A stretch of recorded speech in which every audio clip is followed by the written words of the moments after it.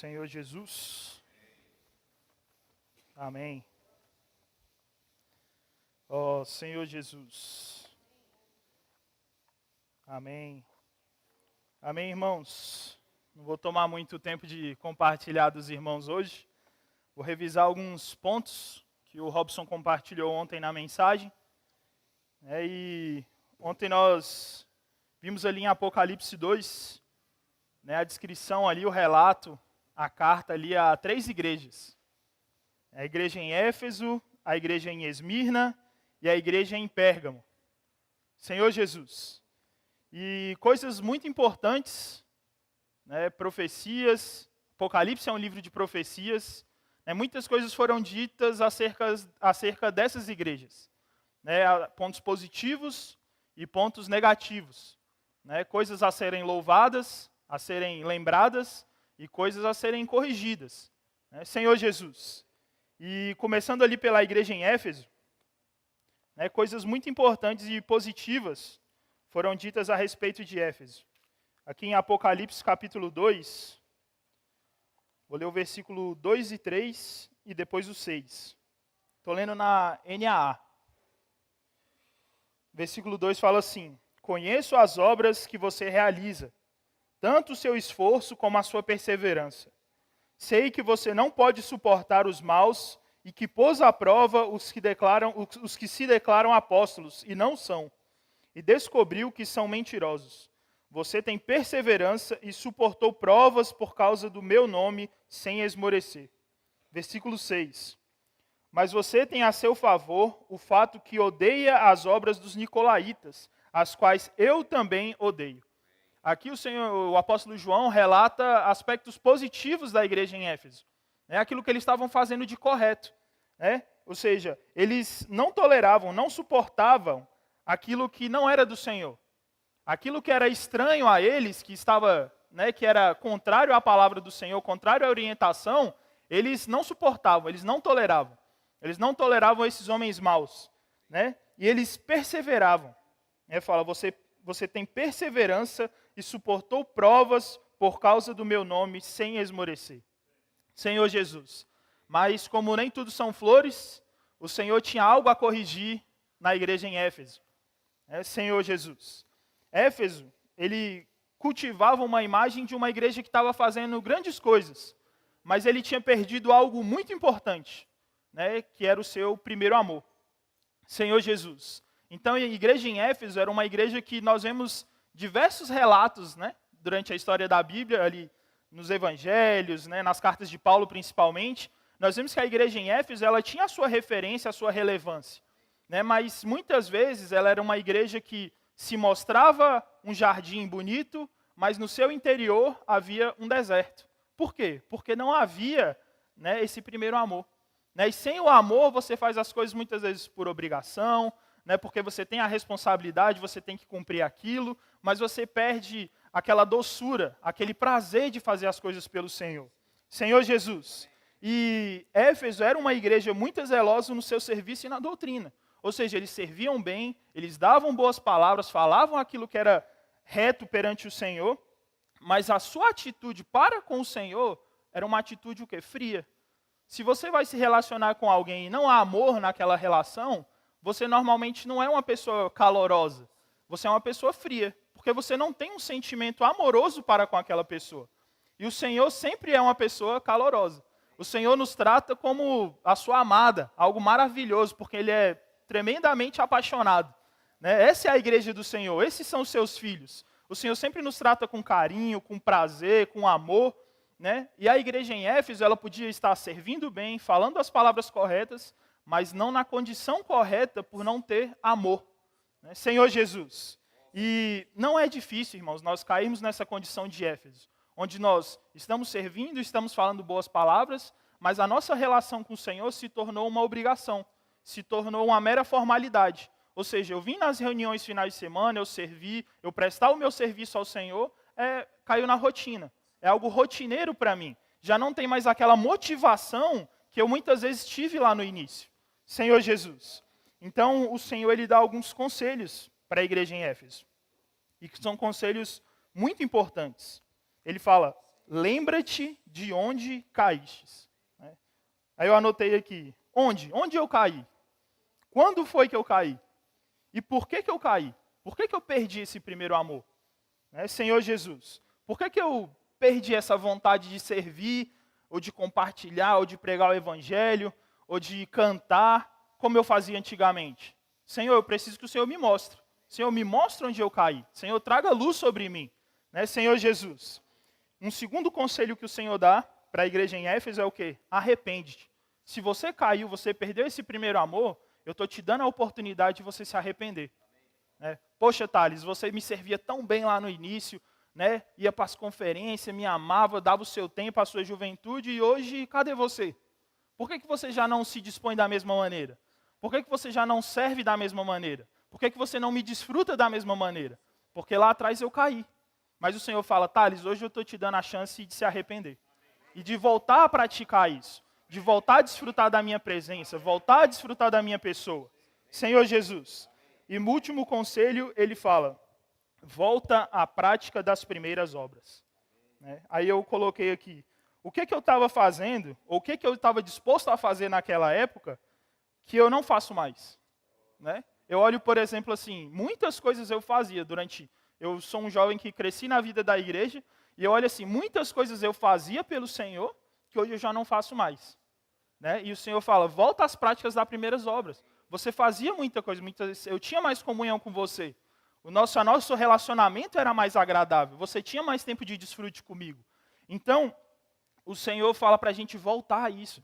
Porque no início, quando nós conhecemos o Senhor, nós damos tudo que nós temos de melhor.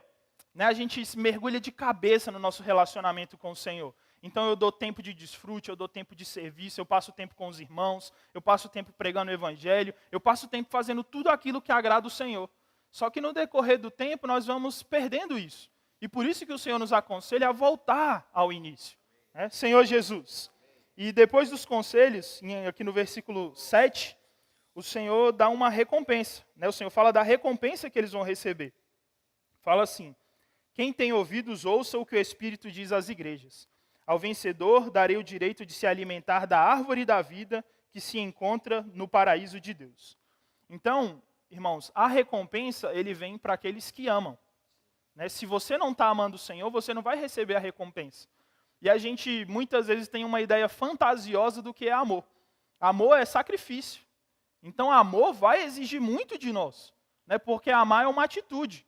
Amar não é eu dizer palavras bonitas. Não é eu chegar aqui e falar para os irmãos, irmãos, eu amo vocês, mas não tenho cuidado com nenhum dos irmãos. Isso é muito fácil. Eu vim aqui na frente e falar, eu amo a igreja, eu amo servir, mas e as minhas atitudes? O que elas dizem em relação a isso? Senhor Jesus. Então, eu preciso amar, né, em primeiro lugar, para poder receber essa recompensa. Isso é um pré-requisito. Né? Se eu não amar o Senhor, eu não vou conseguir. Porque mais cedo ou mais tarde, a minha relação com o Senhor, ela vai acabar. Porque não tem essa liga, não tem esse sentimento maduro que é o amor. Né? Senhor Jesus. Seguindo aqui para a igreja em Esmirna. É uma igreja que passou um período muito grande de sofrimento. Aqui os versículos 9 e 10 falam assim. Conheço a tribulação pela qual você está passando, a sua pobreza, embora você seja rico, e a blasfêmia dos que se declaram judeus e não são, sendo, isto sim, sinagogas de Satanás. Não tenha medo das coisas que você vai sofrer. Eis que o diabo está para lançar algum de vocês na prisão, mas para que vocês sejam postos à prova, e passem por uma tribulação de 10 dias. Seja fiel até a morte, e eu lhe darei a coroa da vida. Senhor Jesus, uma coisa que o Senhor espera de nós, como seus filhos e como sua igreja, é fidelidade. O nosso relacionamento com o Senhor exige isso. Né? Durante toda a história do povo de Israel, nós vemos que o Senhor tinha separado um povo para ele, e o que o Senhor queria era que esse povo se mantesse fiel a ele. Mesmo em meio às necessidades e às tribulações, quando houvessem, o povo se voltasse ao Senhor. Mas o povo muitas vezes o quê? Ia se prostituir com outros deuses. Ou seja, o povo era infiel a Deus. Então o Senhor tinha que vir e tratar com o povo. E diversas vezes no Antigo Testamento nós vemos o Senhor lidando com um povo que foi infiel a ele. Um povo que era dele, de propriedade dele, O Senhor deixa claro que vai cuidar do seu povo e mesmo assim o seu povo abandona o Senhor. Né? Na primeira dificuldade, a primeira coisa que faz é o quê? É largar o Senhor. Senhor Jesus. Então o Senhor espera de nós uma fidelidade. E a igreja em Esmirna é um exemplo de uma igreja fiel. Porque eles deram a própria vida pelo Senhor. Não tem mais nada que exigir deles. Né? Se eles deram a própria vida pelo Senhor, não tem mais o que falar. É um testemunho vivo. Né? Senhor Jesus. E é uma igreja que ela foi fiel até em seus últimos momentos. Né? A igreja foi ali por volta de 200 a 300 anos ali, muita perseguição. Então foi uma igreja que perseverou durante muito tempo sendo perseguida. Né? Senhor Jesus. E por que a igreja naquela época ela estava sendo perseguida? Né? Porque os cristãos, eles não adoravam o imperador romano como seu Deus. Né? Então falavam, não, ele é um imperador, mas o meu Deus é o meu Deus. São coisas distintas. Ele pode governar, ele pode ter poderes, ele pode fazer muitas coisas. Mas o meu Deus, o meu Senhor, é outra pessoa. E eu não vou me curvar, eu não vou me dobrar perante esse homem humano, perante esse Deus humano. Né, Senhor Jesus? Então, irmãos, o mundo ele sempre vai nos pressionar. Ele vai pressionar para que você seja alguém infiel ao Senhor. Né, ele vai nos pressionar para que nós abandonemos a nossa fé. Dia a dia o mundo está pressionando. E a pressão está cada vez maior para que a gente abandone a nossa fé. Para que a gente largue isso de mão. Fala, não, é muito sofrimento, é muita dor de cabeça. Né, parece que o cristão só veio aqui para sofrer. Né? Senhor Jesus. E o mundo também nos pressiona para que nós adoremos qualquer outra coisa que não seja Deus. Né? Hoje no mundo, acho que mais do que nunca, há muitos homens sendo adorados. Né? Você olha aí, muitas pessoas hoje buscam ser esses ídolos. Né? Eles buscam o quê? Os seus seguidores. Né? Senhor Jesus. Então, nós temos que estar atentos a isso. Né? Senhor Jesus. E Esmirna nos mostra também que o nosso sofrimento, que o sofrimento do cristão não é algo distante ou anormal. Isso aqui é uma má notícia para os irmãos, mas creio que os irmãos já sabiam. Né? Ou seja, ser cristão não vai apartar de você o sofrimento. Muito pelo contrário. Se você é um cristão verdadeiro, você vai ser perseguido, você vai sofrer, você vai precisar ser aperfeiçoado. Então tenha isso bem claro. Né? Se o Senhor te chamou, você vai passar por provações. Você vai passar por dificuldades. Senhor Jesus. E vendo ali, né, se você pegar os discípulos, pega ali os 12 discípulos, dos 12, 10 foram martirizados. Então você vê que não é uma trajetória fácil. A trajetória do cristão é uma trajetória difícil. Ela vai exigir, e muitas vezes exigiu até a própria vida. Senhor Jesus. Mas a igreja em Esmirna também tem a sua recompensa. Aqui em capítulo 2, versículo 11, fala assim. Quem tem ouvidos, ouça o que o Espírito diz às igrejas. O vencedor, de modo nenhum, sofrerá o dano da segunda morte. Ou seja, os cristãos naquela época sofriam o dano da primeira morte. Eles morriam fisicamente, mas não o dano da segunda morte. Ou seja, eles tinham aquele sofrimento terreno, mas depois era só gozo e alegria. Agora, se você nega o Senhor, você vai sofrer duas mortes. Uma morte hoje e uma morte lá na frente. Senhor Jesus. Assim como o Robson, eu não vou entrar nesse assunto da segunda morte, porque é muito extenso, vai exigir muito de nós. Então, vamos seguir. E para finalizar, irmãos, a igreja em Pérgamo. Pérgamo também tinha, assim como Éfeso, tinha características positivas. Aqui, versículo 14 e 15, não, no 12. Ao anjo da igreja em Pérgamo, estas coisas diz aquele que tem a espada afiada de 2 gumes. Conheço o lugar onde você mora, que é o lugar onde está o trono de Satanás. Sei que você conserva o meu nome e não negou a fé que tem em mim, mesmo nos dias de Antipas, minha testemunha, meu fiel, que foi morto na cidade de vocês, aí onde Satanás habita. Então nós vemos que a igreja em Pérgamo, né, ela conservava o nome e não negava a fé. Ela tinha características positivas que o Senhor fez questão de ressaltar. Aquilo que nós temos de positivo, o Senhor vai nos lembrar. O Senhor vai nos fazer lembrar e vai fazer as pessoas lembrarem dessas coisas positivas que o Senhor já trabalhou em nós. Senhor Jesus. Mas, ao contrário de Éfeso, aqui no versículo 14 e 15, fala assim: Tenho, porém, contra você algumas coisas. Estão aí em seu meio os que sustentam a doutrina de Balaão, o qual ensinava Balaque a armar ciladas diante dos filhos de Israel, para que comessem coisa sacrificada aos ídolos e praticassem a prostituição. Além disso, estão também aí em seu meio os que seguem a doutrina dos nicolaítas.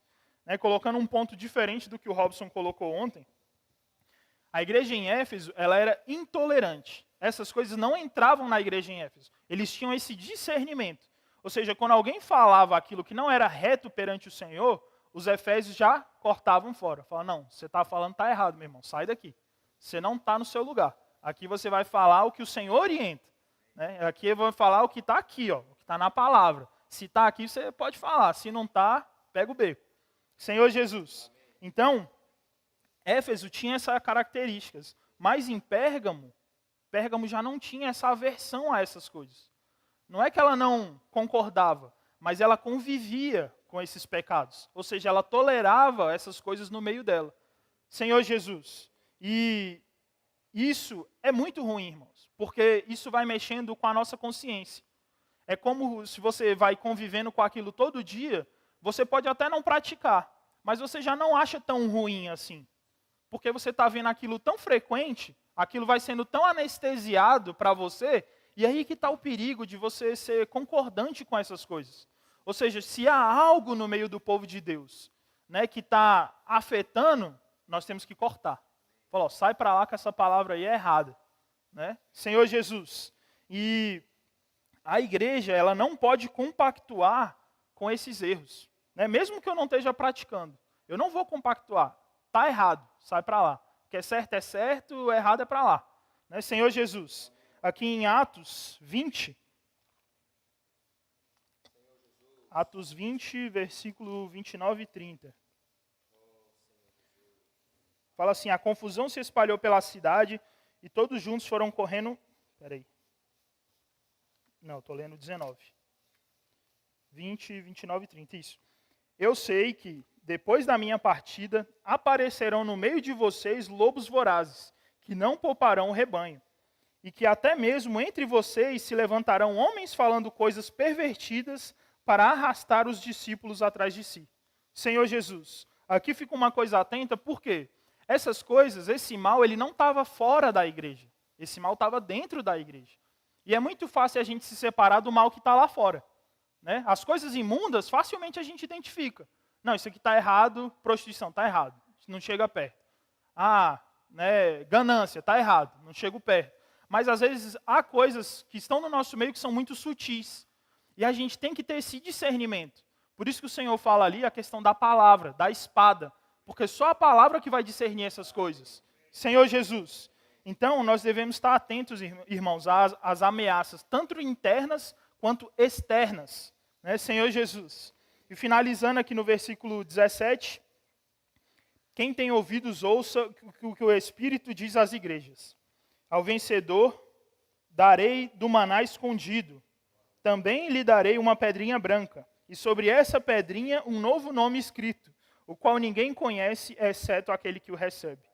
Senhor Jesus. Ou seja, todas as igrejas aqui, elas têm uma recompensa. Ela tem algo guardado para elas. Mas o Senhor tem sempre uma orientação para corrigir essas igrejas. Ou seja, vocês estão, de certa forma, vocês estão indo no caminho. Mas tem algumas coisas que precisam ser ajustadas. E como você está no caminho, eu tenho uma recompensa para você lá na frente. Senhor Jesus. Então, irmãos, quando nós olhamos para a condição dessas igrejas, o Senhor sempre nos dá um caminho de esperança. Não importa qual seja a situação da igreja em que nós vivemos, a condição que ela esteja, seja uma igreja degradada, difícil, que tenha coisas a corrigir, mas o Senhor, Ele sempre nos dá esse caminho de, você pode se arrepender e voltar. Se arrepende e volta. E outra coisa também, só para finalizar, o Senhor sempre fala assim, quem tem ouvidos, ouça o que o Espírito diz às igrejas. O Senhor aqui, Ele está falando para cada um de vocês. Se você tem ouvido, você tem que ouvir essa palavra. Ou seja, não adianta você chegar lá na frente e cobrar isso de alguém. Porque o Senhor está falando para cada um de nós. Aqui é algo pessoal, é como se o Senhor estivesse falando pelo nome. Você, presta atenção. Robson, é para você tem ouvido, ouve essa palavra. Irmã Isabel, você tem ouvido, ouve essa palavra. Então, irmãos, nós temos que ficar atentos, porque essas exortações são o cuidado do Senhor para nós. Né? Essas igrejas são justamente o Senhor demonstrando o cuidado. Né? O Senhor está ali entre os candeeiros cuidando da igreja. Né? Senhor Jesus. Irmãos, era isso que eu tinha para compartilhar. E agora os irmãos complementem aí com compartilhar.